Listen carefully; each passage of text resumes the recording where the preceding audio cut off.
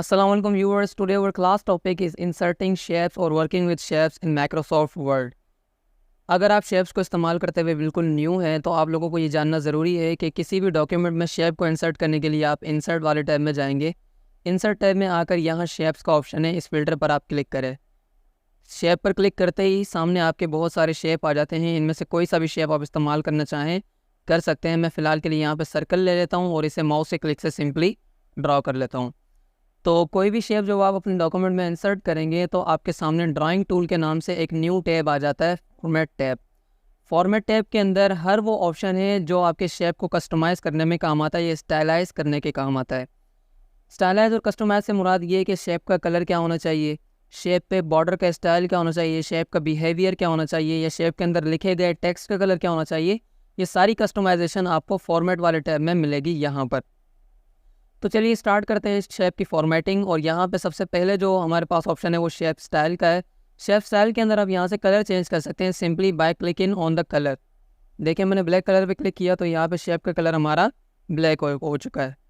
इसी तरीके से जब हम यहाँ पे क्लिक करते हैं फ़िल्टर पे तो बहुत सारे हमारे सामने कलर आ जाते हैं। जो भी कलर आपको यहाँ पे अप्लाई करना है तो आप उस पर सिंपली क्लिक करके अप्लाई कर सकते हैं। ये एरो बटन से आप कलर को मूव कर सकते हैं।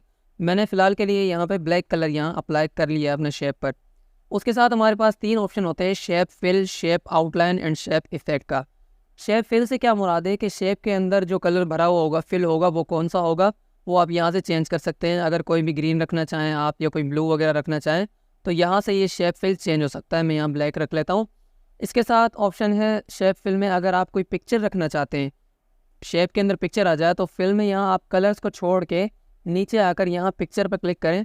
पिक्चर पर क्लिक करने के बाद यहाँ से आप कोई भी पिक्चर उठा सकते हैं और वो अप्लाई हो जाती है एज अ shape fill.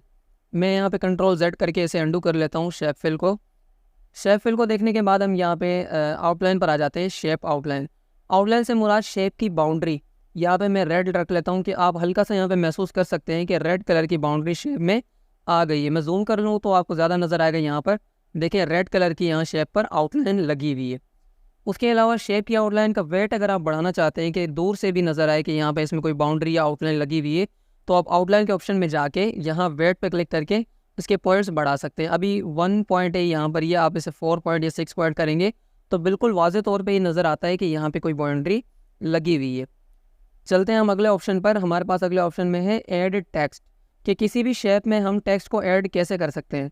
Simply write click करें शेप पर और यहाँ पे ऐड टेक्स्ट का ऑप्शन है, इस पर क्लिक करने के बाद आप यहाँ ऐड टेक्स्ट कर सकते हैं। मैं यहाँ पे लिख लेता हूँ shapes in word.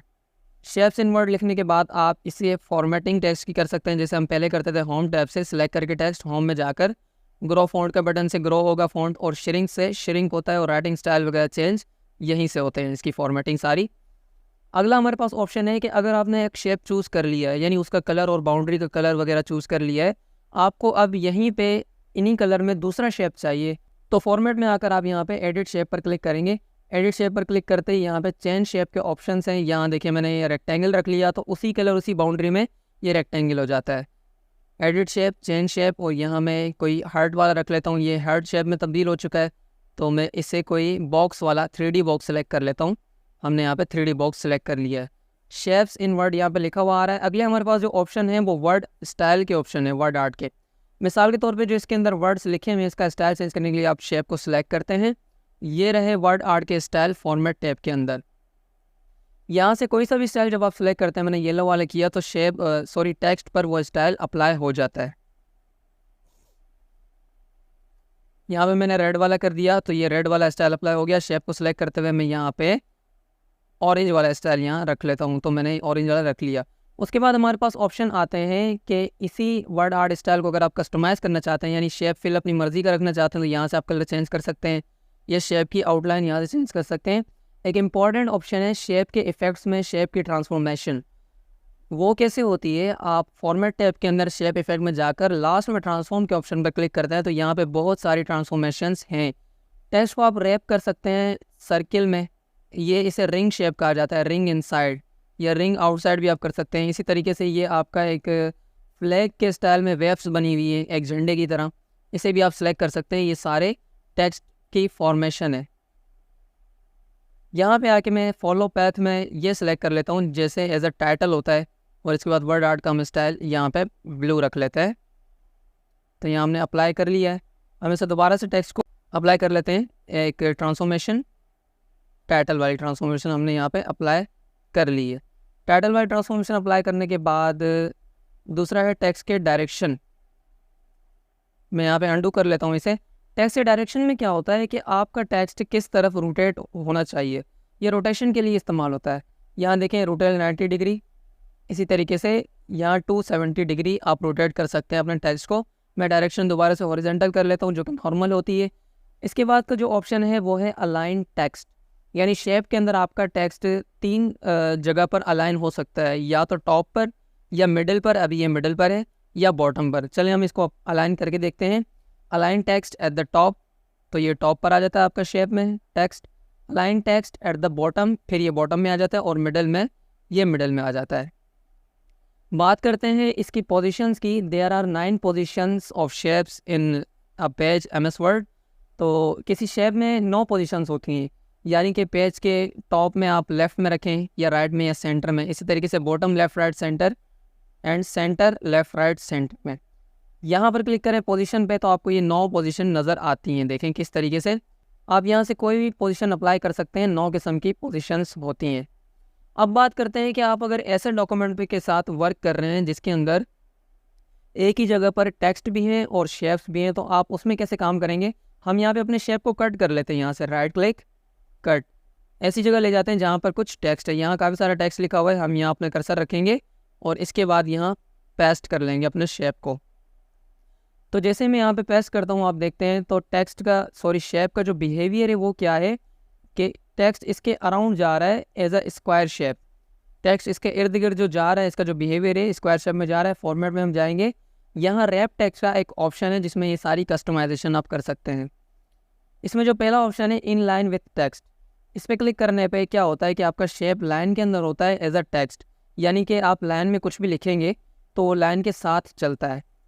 It is in line with text, text wrapping. Click करके टेक्स्ट रैपिंग को चेंज करते हैं फॉर्मेट टेक्स्ट में जाकर, रैप टेक्स्ट। देन इसमें एक ऑप्शन है टॉप एंड बॉटम। इसमें क्या होता है कि जो टेक्स्ट है वो ऊपर और नीचे से तो गुजर जाता है शेप के, लेकिन बराबर में कहीं पे भी नहीं आ रहा होता है। देखें, आप देख सकते हैं दोनों साइड्स यहाँ पे खाली है। अगली टेक्स्ट रैपिंग कौन सी है, स्क्वायर वाली। स्क्वायर में क्या होता है कि टेक्स्ट का जो बिहेवियर है वो स्क्वायर शेप में आता है, यानी टॉप एंड बॉटम भी, लेफ्ट राइट भी आपका टेक्स्ट आ जाता है। एक और ऑप्शन है यहाँ पे बिहाइंड द टेक्स्ट। इस पर क्लिक करने से आपका शेप टेक्स्ट के पीछे चला जाता है, टेक्स्ट के बिहाइंड चला जाता है, और इन फ्रंट ऑफ टेक्स्ट पे क्लिक करने से आपका शेप जो है वो टेक्स्ट के बाहर आ जाता है, टेक्स्ट के सामने आ जाता है। इसके बाद बात करते हैं, अगर आपके डॉक्यूमेंट के अंदर एक से ज़्यादा शेप्स हैं, मिसाल के तौर पे मैं यहाँ इसे डुप्लीकेट कर देता हूँ। आप Ctrl+D को प्रेस करते हैं, Ctrl+D से शेप डुप्लीकेट हो जाते हैं। मैं इसका कलर चेंज कर लेता हूँ, इसका कलर हम नीला रखते हैं। अब जब एक से ज़्यादा डॉक्यूमेंट के साथ हम वर्क कर रहे होते हैं तो हमें चूज़ करना होता है कौन सा डॉक्यूमेंट का लेयर आगे जाए, कौन सा पीछे। मिसाल के तौर पे ये मुझे नीला वाला जो बॉक्स है वो पीछे करना है, तो यहाँ अरेंज वाले ग्रुप में सेंड टू बैक या फिर ब्रिंग फॉरवर्ड के ऑप्शन है। मैं इसे सेंड बैकवर्ड पे क्लिक करके इसे पीछे भेज सकता हूँ। इसी तरीके से जब इसे आगे लाना होगा तो ब्रिंग फॉरवर्ड में क्लिक करके मैं इसे आगे ला सकता हूँ। और जब हम शेप को सेंटर में रखना चाहते हैं अपने, तो हम जैसे अपने मैनुअली इसे एडजस्ट करते हैं तो कोई ना कोई कसर रह जाती है, तो आप पेज के सेंटर पे मुश्किल से ही अप्लाई कर सकते हैं इस तरीके पे। मैं यहाँ पे इसे सेंटर में करने के लिए यहाँ अलाइन सेंटर पे क्लिक कर लेता हूँ, तो ये अलाइन सेंटर हो चुका है यहाँ पे। इसी तरीके से जो मैनुअली एडजस्ट करते हैं अपने साइज़ को, हाइट और विड्थ को, तो वो आप मेन्यू बार को इस्तेमाल करते हुए भी कर सकते हैं। फॉर्मेट टैब के अंदर लास्ट में जो ऑप्शन हमारे पास वो हाइट और विड्थ के हैं। हाइट को इंक्रीज़ करने से हाइट इंक्रीज़ होती है और विड्थ को इंक्रीज़ करने से शेप की विड्थ इंक्रीज़ और डिक्रीज़ होती है। आज की क्लास में इतना ही, इंशाल्लाह मिलते हैं अगले ट्यूटोरियल में। अगर आप लोगों ने अभी तक मेरा चैनल सब्सक्राइब नहीं किया तो जल्द अज जल्द इसे सब्सक्राइब कर लें। Thanks for watching. अल्लाह हाफ़िज़।